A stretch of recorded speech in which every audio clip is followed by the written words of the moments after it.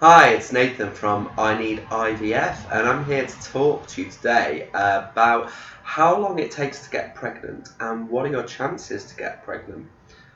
Now, one of the key stats you see quoted on many websites is that you have a 30% chance per cycle. First thing I have to say is that's wrong. That doesn't take you into consideration. It doesn't take age into consideration. It doesn't take infertility, as you've been trying for longer, into consideration. So today we're going to be looking a little bit more at a mathematical based approach. So how long does it take to get pregnant?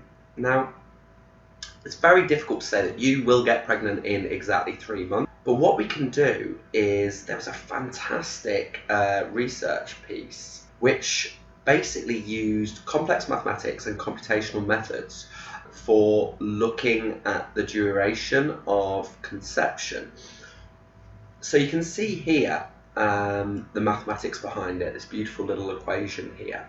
In essence, I'm not going to go into the details of the maths because it's fairly complex, but it looks at, as you go longer without having conceived, the chances of the remaining population.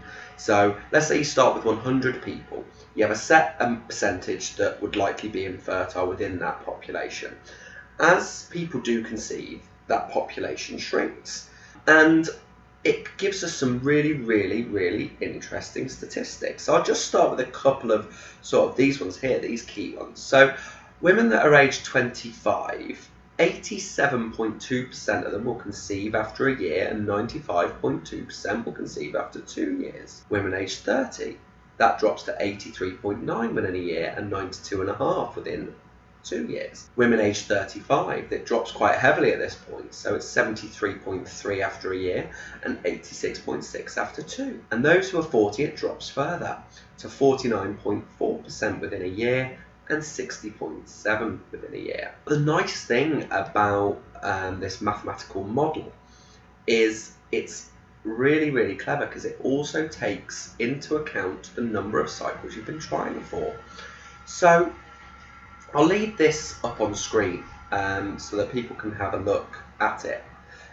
Essentially, this is the age that you were when you started trying to conceive. This is the number of cycles that you've been trying for. This is the chance of pregnancy that you've had up to that moment. So here, you've had one cycle trying to conceive. You had a 22.3% chance of trying to conceive in that cycle. And then it talks about the chance of pregnancy in the next cycle.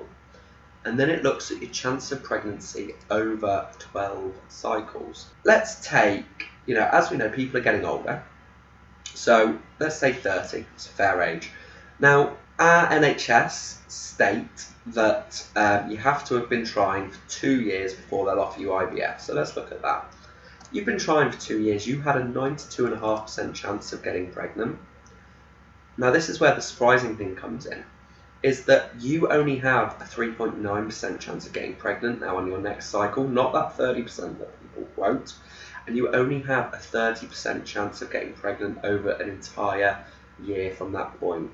That's because people who haven't got pregnant, they're in that smaller population, which means they're more likely to have fertility problems. Now, this is broken down, as you can see on the website, so it shows all of the specific chances. Now, I have a spreadsheet set up that has every single one of these, and it includes 1 all the way up to 36 for all the different ages. I'm going to be making a calculator based on that, so that people can actually get a really solid understanding of their chance of pregnancy, because I think it's really important that we look at that. Quite surprising to actually see. And I think one of the things that understanding the mathematical basis between your chance of conception is that it is really good at guiding you as to when you think you should actually approach your GP. If you're 35 and you've already been trying for 6 months, you now only have a 9% chance per cycle of getting pregnant. So it makes sense at 35 for you to be approaching your GP at 6 months. If you're 40, you probably should be approaching at 3 months. You probably should be approaching straight away, because you've only got a 6% chance of getting pregnant per cycle. at 3 months. You know, if you're 25, then yes, leave it a year or even 2. And you're still within the sort of similar probabilities of those that are slightly older. You know, so it's a useful tool to actually fully understand it. Now, if we take all of this math and we put it across the entire population, based on first cycle, the average chance of conceiving per cycle is 20.6%. So not that 30%. So even if we do exactly the same thought process as them, we look at every single type of person, first cycle, 20.6%. So it's 10% under, you know, it's a 33% reduction in the chances that are quoted, you know. So it's really, really important. Now, this is important because when you're going through your fertility journey, you think, oh, 30% per chance of getting pregnant, that means within 3 months, it's almost certain I'm going to be pregnant. But the maths doesn't work that way. You know, the way our brains think can sometimes go against reality. So the maths doesn't work that way. It's really useful to understand a little bit about this maths. So pop over to the website and have a look at your own situation, you know, where you actually fall within this and what your specific chances are of getting pregnant. It'll give you a really, really, really good idea of what you can expect and when you should be seeking help. Now, if you found this useful, give us a like or subscribe. We'd love both. And I'd love to hear your own thoughts on taking a more mathematical approach to your chances of getting pregnant.